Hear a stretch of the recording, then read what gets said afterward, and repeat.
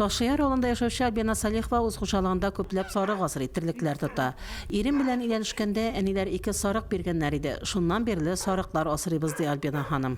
Көтүгә йөриләр инде, җәй буе дигәндәй. Алайда безнең мал сарык ишәй бер тотмыйбыз инде, көтүгә йөриләр. Бүтән әйберсен пешәне салама, тузы, аны алларында. Шушы көннәрдә аның бер сарыгы кап-кара йонсыз бәрән китергән.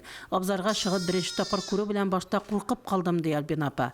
Кызы Руфина да әлеге бәрәнне инде яратырга өлгергән. Кергәчтә, аннан уже кипкәч, карагач, аннан соң инде бик матур булып күренде күзгә. Булай инде, монда ник туганы юк, төрле төстәгеләр туганы бар, инде аклы караланда инде төсләр. Төрле төсләр булганы бар. Булай әле шәрәбәрән туганы юк. Мине ни ошам. Көтүгә куам, кашалам. Көтүне куам, кашалам. Суар ишертем.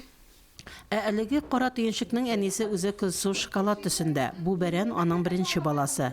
Бәрәннең дөньяга булай тууы сорау булып кала. Моңа кадәр мондый бәрәннәр туын хәтерләми Альбина ханым. Әмма авыл өлкәннәре дистә еллар элек йонсыз бозау туганын да искәртә. Фәридә Гантинова, Айрат Фазылов, Мөслим телевидениесе.